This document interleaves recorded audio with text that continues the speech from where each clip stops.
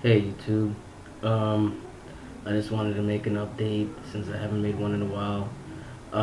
Just letting you know what happened on New Year's Eve. Like I said in my past video, that I was gonna go see my father. So basically, this is how it went. I went to my grandmother's house on the 31st, around 6 p.m. ish, and I went in this shirt. I put this shirt on purpose because this is the shirt I wore.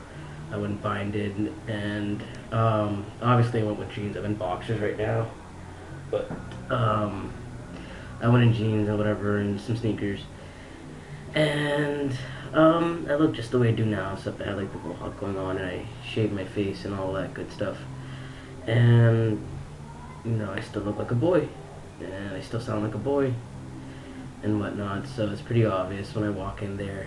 And the first person I saw was my godfather, who I hadn't seen in years. And he acted like nothing was out of ordinary. He looked at me kind of odd, kind of gave me double take, and then he just said hi to me. And I mean, the whole time, by the way, they're referring to me by my birth name and by female pronouns. Um, and he hugged me, kissed me, asked me how I was doing. I told him that I'm good, I'm working, and all that stuff. And then I walk into the house, and I walk into the kitchen where like all my aunts are that came from the States, and like my grandma and all that stuff. And my grandma stayed quiet for a couple of seconds looking at me, and she kind of furrowed her brow, and then she just kind of, I don't know what went through her head, but then she kind of opened up her arms, and I gave her a hug, and I asked her how she was doing.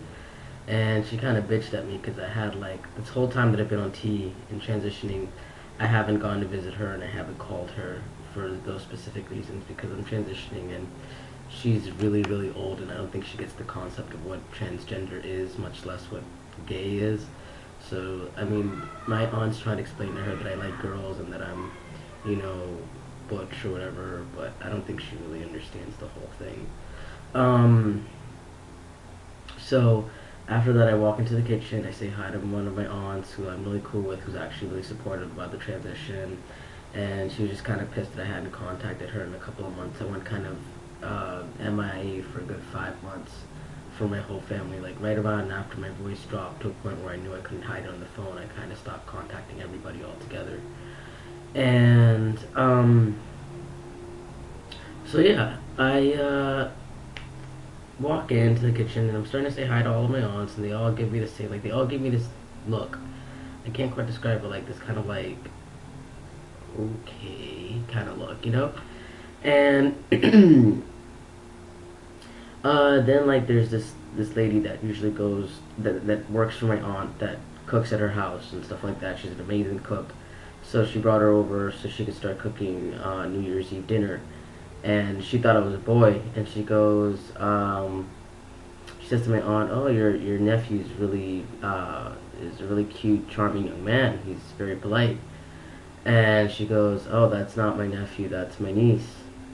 So she looks at me and she's like, "No, that's not possible." And I smile and I'm like, "Yeah, I'm her niece." And she kind of goes, "Okay." And during the night, she kept slipping up, calling me he instead of she, which I didn't correct, obviously. And everything went kind of smooth for the night. A lot of my cousins came over. We just hung out, drank, listened to music. My father sat me down, had a talk with me, letting me know that he's thinking about buying a condo in Florida with his pension money when he hits retirement, because he turns 65 this year. And he wants me to watch it. He wants me to live there at that apartment in Miami to watch over it, since he plans to, still live here in Dominican Republic as a permanent residence. And I was like, sure, why not? It's a hell of a lot more convenient for me. It's going to be closer to Dr. Garamoni, who's the surgeon that I want to get my top surgery with. So that's going to save me a lot of money, at least in hospice and all that stuff, when it comes to me finally having all the money to get top surgery.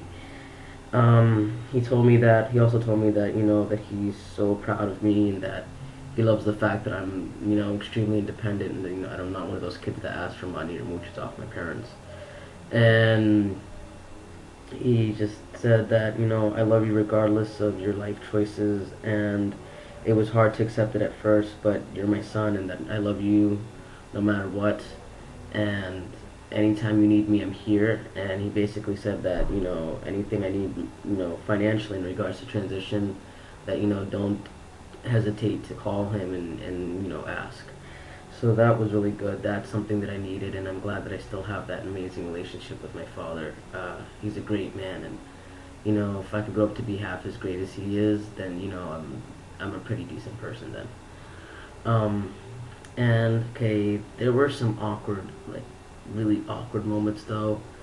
I have like these younger cousins that are all spoiled brats, and they're in the age range of about 7 and 10 years old, the majority of them.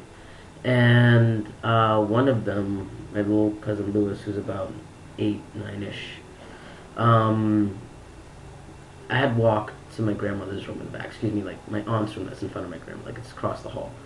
And I walk in because I was gonna get something from my bag, and all the kids were in there jumping on the bed and doing whatever they were doing, God knows what. And my cousin Lewis goes to me, "What are you, a boy or a girl?" And I kind of just smiled and I told him, "I feel like I'm a boy, but I think you're too young for me to explain it to you now. So when you get older, I'll explain it to you."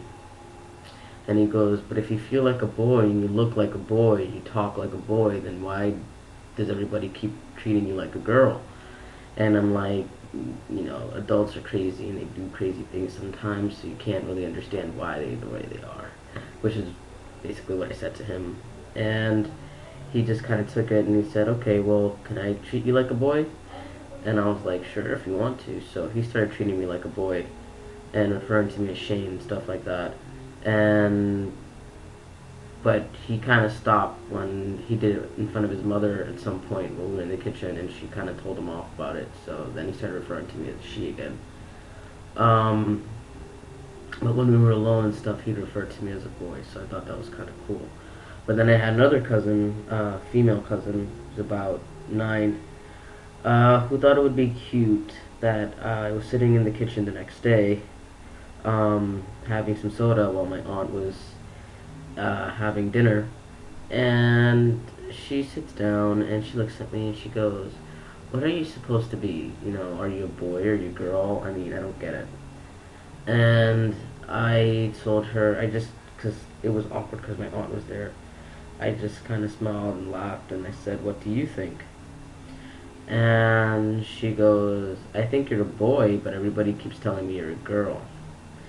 And my aunt goes, "Yeah, she is a girl. She just is a tomboy. She likes dressing up like a boy. There's nothing wrong with that." And she goes, "Okay, whatever." And kind of leaves it at that. So that's pretty as much as awkward as it got. But in regards to adults, no one asked anything out of the normal. They still referred to me as female, which kind of drove me nuts the whole time. But what can you do? But yeah, so that's pretty much how it went for New Year's and whatnot. So let me cut this short. I don't want this video to be, a gajillion minutes long. So thanks for listening, guys, and I'll catch you later. Peace.